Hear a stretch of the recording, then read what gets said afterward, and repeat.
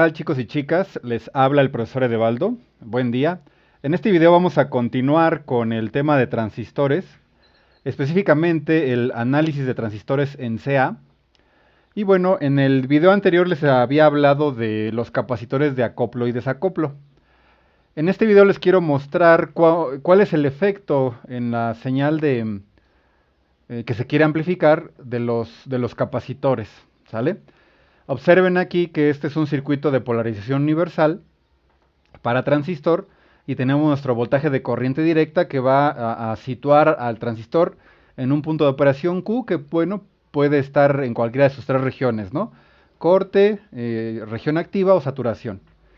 Bien, es conveniente saber que cuando se va a utilizar un transistor para un circuito de amplificación, lo más recomendable es que el punto de trabajo esté a la mitad de la región activa, porque la señal que amplifica ocasiona que ese punto Q se mueva. Y se mueva, digamos, que suba y baje sobre la recta de carga. Entonces lo que buscamos es que esté en el punto medio. Bueno, un poquito más adelante van a comprender a lo que me refiero con esta parte de que el punto Q se busca que esté a la mitad de la zona activa. Bien, entonces les comento, ¿no? O les repito, vamos a ver el efecto que tienen los capacitores en la señal que queremos amplificar. En este caso observen que coloco los datos de la señal. Es una señal de voltaje de 3 milivolts pico a pico, una señal muy pequeña, con una frecuencia de 100 Hz. Estos datos son importantes para poder calcular los valores de los capacitores de acoplo y desacoplo. Bien, en este circuito observen que no he colocado el capacitor de desacoplo que va en la terminal del emisor, pero bueno, ahí también va un capacitor. Entonces, pues vamos a comenzar con este análisis, ¿no? El análisis va a consistir, o lo vamos a descomponer en dos etapas, y una de ellas es, bueno, vamos a considerarlo en tres etapas, y en este video vamos a ver dos de ellas. En la primera etapa hay que hacer un análisis en corriente directa, un análisis en CD, del puro circuito de polarización. Y en la segunda etapa tenemos que hacer el cálculo de los capacitores. Y ya en una tercera etapa podemos hacer el cálculo de la ganancia que tendría el circuito, ¿no? Esto, digamos que para poder distinguir estas etapas de cálculo que son un poco independientes entre sí. ¿A qué me refiero independientes? Bueno, que al contar con ciertos datos podemos calcularlas de manera independiente, ¿no? Pero bueno, entonces vamos a empezar con el análisis en CD, que bueno, ya es algo que hemos visto, así es que me voy a ir un poquito deprisa, ¿no? En esta parte. Bien, entonces para empezar, bueno, colocamos el título, ¿no? Para saber qué es lo que estamos haciendo o para saber a dónde vamos a llegar, ¿no? Análisis de circuito de amplificación con BJT. Y bueno, supongamos que deseo utilizar un circuito amplificador de polarización universal para amplificar una señal. Y tengo este circuito, que es el circuito de polarización universal, y es únicamente el circuito de polarización, ¿sale? Aquí ya coloco los datos que necesitamos para hacer los cálculos, ¿no? Está el voltaje que va a alimentar el circuito, los valores de las resistencias de colector, de emisor, la ganancia del transistor y las resistencias que van conectadas a la base. Entonces, bueno, ya sabemos un procedimiento para analizar este circuito para poder obtener de forma analítica el punto de trabajo Q. Bien, aquí para ser un poco redundante con todas las actividades que hemos hecho, voy a calcular o voy a desarrollar el cálculo analítico y después mostrar el cálculo gráfico, ¿no? Obtener de manera gráfica con la recta de carga el punto Q. Entonces primero voy a mostrar el analítico, ¿no? Recordemos que la idea es obtener un circuito equivalente de Thevenin. Y bueno, al hacer los cálculos de obtener la resistencia Thevenin y el voltaje Thevenin, obtendremos estos valores. Aquí, por favor, verifiquen los cálculos para que tengan, si en alguna cálculo hay una diferencia y tienen alguna duda, pues poder aclararla, ¿no? Ninguno estamos exentos de cometer un error a la hora de utilizar la calculadora, por ejemplo. Aunque bueno, yo estoy 99.99% seguro que son los valores, pero por ahí puede salir que no. Pero bueno, por eso verifíquenlos, ¿no? A lo mejor sí van a estar bien, ¿no? Ok, entonces ya está ese cálculo. Ya tenemos el voltaje Thevenin y la resistencia Thevenin. Ok, entonces sacamos las ecuaciones de Maya, ¿no? Esta ecuación, vean cómo ya está el voltaje Thevenin, la resistencia Thevenin y los demás elementos de la trayectoria. Por los valores, pues ya pueden conocer o pueden intuir a qué malla corresponde esta ecuación, ¿vale? Y como es un circuito en el que tenemos una resistencia en el emisor, pues vamos a buscar escribir la corriente de emisor en términos de la corriente de base. Y ven aquí el desarrollo que estoy colocando. Les repito, ya les había mostrado cómo era este desarrollo, por lo cual van a ir apareciendo las ecuaciones y por favor, pues chequen con los ejemplos anteriores de los circuitos de polarización, de los análisis del circuito de polarización, cómo voy sustituyendo los términos. Vean en esta ecuación cómo lo que está cambiando es la corriente de emisor, que en lugar de escribir corriente de emisor como tal, estoy escribiendo a la corriente de emisor como la suma de la corriente de base más la corriente de colector, ¿sale? Y luego pues sustituyo a la corriente de colector por su equivalente, que es beta veces la corriente de base. Recuerden que esta expresión la usamos cuando estamos considerando que el transistor está funcionando en la región activa, ¿sale? Entonces, aunque no lo había mencionado antes, al estar haciendo estos desarrollos, ya estoy teniendo esa consideración de que el transistor está trabajando en la región activa. Bien, entonces, recordemos que de la ecuación de la malla de la base emisor, obtenemos la ecuación para obtener la corriente de base, ¿no? Porque, pues, es la que despejamos y obtenemos esta expresión. Bien, al hacer sustituir los valores, obtendríamos que la corriente de base para ese circuito de polarización sería de 4.187 microamperes.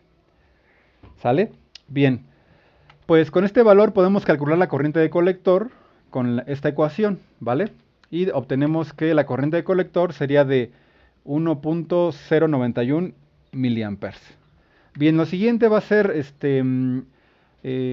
calcular el voltaje colector emisor, ¿vale? Pero para calcular el voltaje colector emisor necesitamos conocer la corriente de emisor. Y ya también tenemos una expresión para calcular esa corriente, que va a ser la corriente de base más la corriente de colector. Como ya tenemos estos datos de corriente, pues podemos obtener que la corriente de emisor es de 1.095 miliamperes. Bien, como les había mencionado en clase, para los cálculos vamos a optar por utilizar al menos 3 decimales después del punto, ¿no? Esto para que por lo menos en los 3 primeros decimales los resultados todos sean iguales. Bueno, iguales en el sentido de que se hicieron bien los cálculos, ¿no? Esto pues para, digamos que tomar esos 3 datos como precisión, ¿no? 3 puntos decimales. ¿Por qué menciono esto? Bueno, porque la corriente de colector y la corriente de emisor son corrientes que tienen un valor muy cercano. Observen aquí, al haber utilizado 3 decimales de precisión, bueno, como números de precisión, vean que la diferencia de estas corrientes está en el orden de las unidades de miliamper, ¿no? No centésimas, perdón, de las milésimas de miliamper, ¿no? O sea, están en el orden de los microamperes, ¿no? Es una diferencia muy pequeña. Recuerden que en clase pues les mencionaba que en esta situación, el hecho de que sean muy cercanas estos dos valores de corriente, permite que utilicemos ya sea la corriente de colector o la corriente de emisor para los cálculos. Aunque bueno, lo más común es utilizar la corriente de colector. ¿Sale? Bien, entonces ahora sí, ya que tenemos la corriente de emisor, escribimos la ecuación de la malla colector-emisor. Observen que es esta, ¿no? Y aquí tenemos corriente de colector y corriente de emisor. Y para obtener el voltaje colector-emisor, despejamos y sustituimos los valores y obtendríamos que que el voltaje colector-emisor sería de 4.977 volts. Con ello, las coordenadas del punto de trabajo Q del transistor serían 4.977 volts, 1.091 miliamperes. ¿Vale? Bien, pues aquí ya está el cálculo del punto de trabajo del transistor en la región activa. Recuerden que lo que valida que el transistor está en la región activa es que el valor del voltaje colector emisor está entre los 0 volts y el voltaje que alimenta al circuito, que en este caso era de 10 volts, ¿no? Y aquí vemos que el 4.977 está prácticamente a la mitad del voltaje que alimenta al circuito. Bien, ya está el cálculo, ¿no? Ya tenemos el punto de trabajo, ya podemos garantizar que el transistor está en la región activa Y podríamos pasar a la siguiente etapa de cálculo, que es calcular las magnitud de los capacitores de acoplo y desacoplo, ¿vale? Pero voy a ahora calcular otra vez el punto Q, ahora de forma gráfica, ¿no? Que es con la recta de carga. Entonces, para calcular el punto Q con la recta de carga, retomamos la ecuación de la malla colector emisor y tenemos que hacer algunas suposiciones, ¿no? Entonces, aquí está, ¿no? La ecuación de la malla colector emisor. Entonces, para calcular el punto de la recta de carga que está sobre el eje vertical, sobre la corriente, tenemos que hacer que el voltaje colector emisor sea igual a cero. Y aquí ya en esta ecuación ya no lo coloqué, ¿vale? Pero a la corriente de colector le puse corriente de colector de saturación, porque en ese punto el transistor teóricamente estaría trabajando sobre la recta de la corriente, sobre el eje vertical, que pues estaría en saturación, ¿vale? Por eso le pongo IC saturación. Nada más para que vean o puedan conocer por qué le puse IC saturación, ¿no? Podía no ponerlo, pero nada más es para indicar que es la corriente, es el valor de la corriente para la cual está trabajando, la recta de carga está sobre el eje vertical, ¿vale? Bien, entonces, pues los datos los tenemos, ¿no? El del voltaje, sí, bueno, sí, el del voltaje de alimentación y y las resistencias, ¿no? Ahora, observen que aquí no voy a utilizar la corriente de emisor porque el valor que obtuvimos antes fue en el desarrollo anterior, o sea, en el desarrollo en donde el transistor está en la región activa.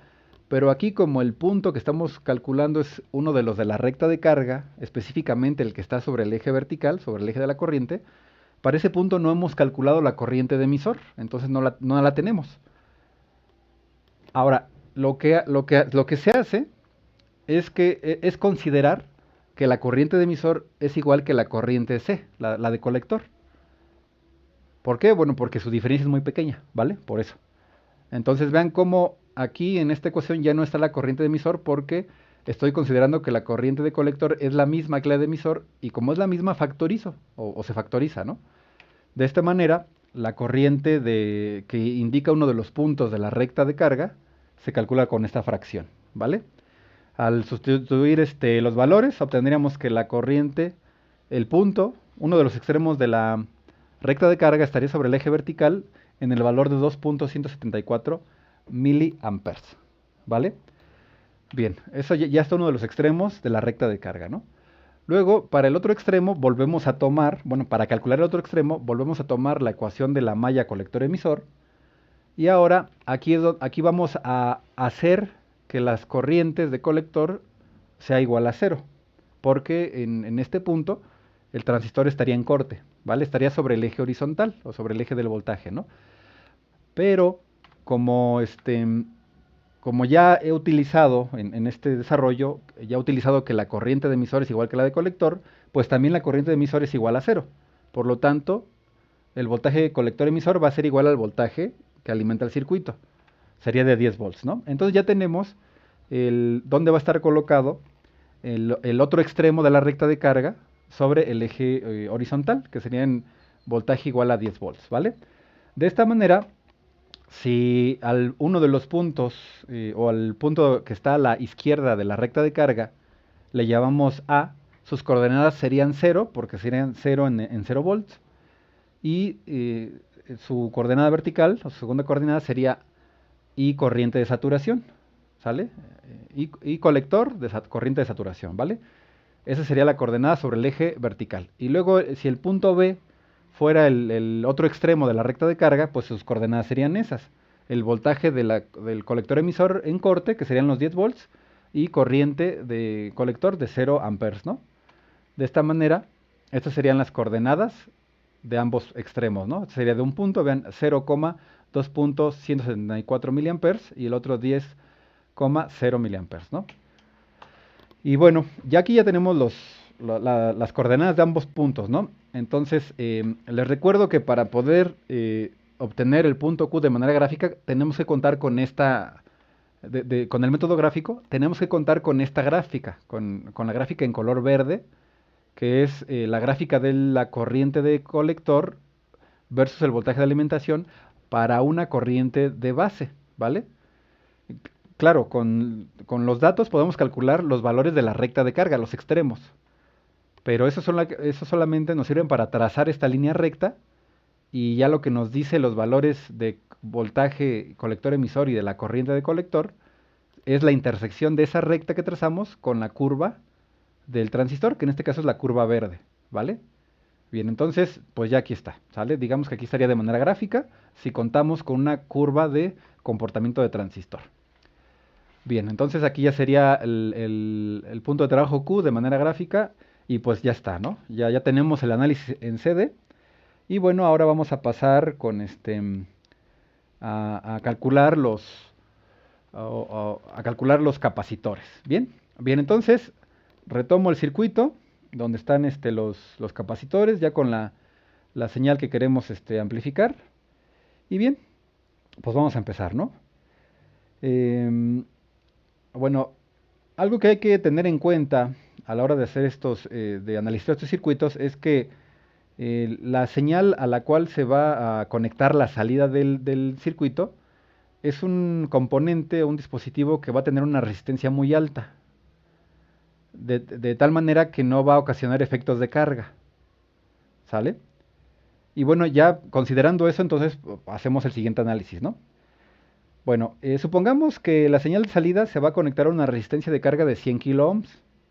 Entonces, calculemos el valor de la capacitancia del capacitor de acople a la salida, ¿vale? Bien, para calcular la reactancia capacitiva del capacitor 1, hay una serie de fundamentos que nos van a permitir simplificar la etapa de entrada del transistor para analizarlo como si tuviera la siguiente configuración, ¿sale? Eh, entonces vamos a analizar, a calcular la magnitud del capacitor teniendo esta configuración, ¿vale? Bien, el capacitor C1 realiza la función de acoplo. Y les repito, esta consiste en eliminar cualquier componente de corriente directa de la señal que se va a amplificar. Pues las componentes de corriente las componentes de CD de la señal, pues van a alterar al punto Q del transistor, o sea, van a alterar su posición, ¿vale? Bien, ahora para calcular la capacitancia de este capacitor 1, debemos determinar la resistencia de entrada al circuito, ¿sale? La resistencia que entra al circuito. Es decir, la resistencia en paralelo de R1 y R2, la de 10 kilo ohms y 2.2 kilo ohms, ¿sale? Este sería R1 y este R2. Y tendríamos esta parte, ¿sale? Bien, calculamos el valor de la resistencia y obtendríamos pues lo siguiente, ¿no? Están en paralelo y obtenemos que la resistencia de entrada es de 1803.278 ohms. Y bueno, utilizamos la relación de 10 a 1 entre la reactancia capacitiva y esta resistencia del circuito de acoplo. Es una ecuación que utilizamos en el video anterior. Desarrollamos los cálculos y obtendríamos que la reactancia capacitiva es de 180.3278 ohms. A partir de aquí podemos calcular la capacitancia del capacitor y veríamos que es de 8.825 microfaradios. Es conveniente elegir un valor comercial para el capacitor y el valor más cercano de 8.825 microfaradios sería 9 microfaradios. Bueno, pues ya tenemos el valor del capacitor de entrada. Ahora vamos para el capacitor de acoplo a la salida. Y para este tendríamos la siguiente sección del circuito.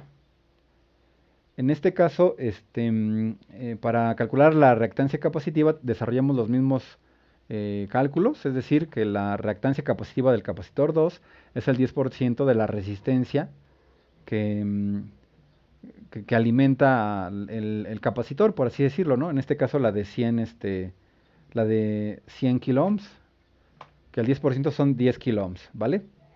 Con esto podemos obtener el valor de la capacitancia de este capacitor, que sería de 159.155 nanofaradios. El valor comercial más próximo es de 160 nanofaradios. Con estos datos tendríamos lo siguiente, la siguiente apariencia para el circuito, ¿vale? Bien, ahora vamos con el cálculo del capacitor de desacoplo, el capacitor que está conectado a la terminal de emisor, el C3. al ser un capacitor de desacoplo, bueno, ya en el video anterior les mencioné que se calcula siguiendo el mismo principio que el capacitor de acoplo, ¿no? Pero aquí por el hecho de que está conectado al emisor del transistor, tenemos que considerar qué resistencias se toman en cuenta para poder calcular la reactancia capacitiva, ¿vale? Para poder utilizar la ecuación de la relación de reactancia capacitiva igual al 10% de la resistencia, ¿no? Bien, entonces vean cómo las resistencias que vamos a utilizar es la resistencia total, ¿no? Que se va a conectar al capacitor. Que en este caso vean cómo la resistencia total es la resistencia que entra a la base, que es la resistencia equivalente de Thevenin, la resistencia bueno, en este caso la resistencia de emisor no, porque el capacitor está conectado antes, pero está esta resistencia que es R, E, que es la resistencia dinámica del transistor o la resistencia interna. Bien, esta sería la ecuación de la resistencia total, ¿no? Perdón, la resistencia de emisor estaría en paralelo, ¿sale? Porque, vean, observen, la RTH y la R del transistor están en serie, pero estas dos resistencias, al estar en serie, se sumarían, ¿vale? Aquí las estoy sumando, y luego vean cómo coinciden la resistencia total con uno de los extremos de la resistencia de emisor. Y los extremos, el otro extremo de la resistencia de emisor y el otro extremo de la resistencia de Thevenin también van al mismo extremo, pero a la base, perdón, pero a la referencia, ¿no? Entonces están en paralelo. La suma de estas dos resistencias está en paralelo con esta resistencia de emisor. Y esa sería la resistencia total de entrada al capacitor, ¿vale? Entonces, lo que necesitamos saber es cuál es el valor de la resistencia del transistor. Bien, una expresión que podemos utilizar para calcular su valor es la que les muestro a continuación, que es 25 milivolts sobre la corriente de emisor en el transistor. ¿Vale? Por eso, digamos que para continuar para poder hacer este desarrollo, necesitamos previamente haber hecho el análisis en corriente directa a fin de obtener la corriente de colector y la corriente de emisor.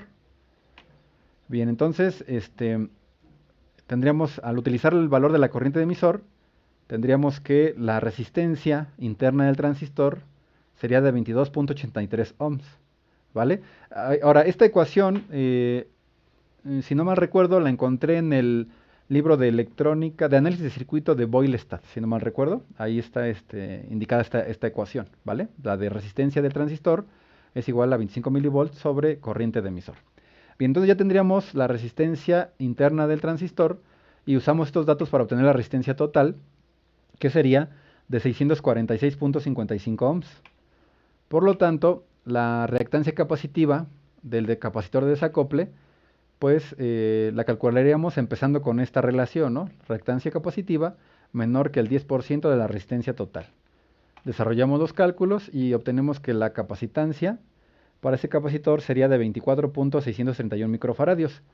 El valor comercial más cercano para este capacitor sería de 27 microfaradios. Entonces el circuito pues ya tendría esta forma, ¿vale?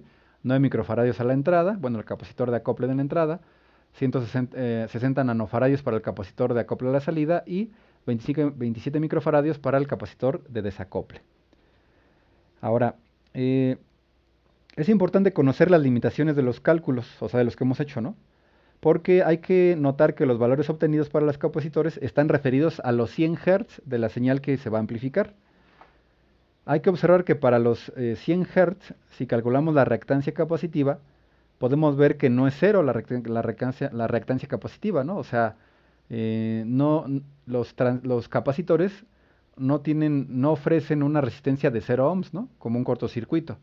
Entonces, para que veamos esto, estoy utilizando la ecuación de la reactancia capacitiva y estoy utilizando el valor de la frecuencia de la señal, los 100 Hz, y la capacitancia de cada capacitor. De esta manera, la reactancia capacitiva para el capacitor de 9 microfaradios es de 176.838 ohms. La reactancia capacitiva para el capacitor de 160 nanofaradios es de 9.947 kiloohms. Y la reactancia capacitiva para el capacitor de 27 microfaradios es de 58.946 ohms. ¿Vale? Bien, esto tiene un impacto en el circuito y es que esos valores de impedancia en los de reactancia capacitiva en los capacitores, lo que ocasionarían es que las señales eléctricas de voltaje y de corriente que van a circular por el circuito, además de los capacitores, van a observar o van a experimentar las siguientes resistencias, ¿no? Las que estoy colocando en rectángulos punteados en color naranja. Esas resistencias son simplemente las reactancias capacitivas de los capacitores. Entonces, no, pues como no son ideales, o sea, el capacitor no se comporta como un cortocircuito ideal, vean cómo añade resistencia, añade valores de resistencia al circuito. ¿Sale? Bien. ¿Qué efecto tiene esto? Bueno, pues que van a tender a atenuar la señal amplificada. ¿Ok? Entonces, lo que se busca es que, que, que las reactancias capacitivas sean lo más pequeñas posibles, ¿vale? Sean lo más pequeñas posibles.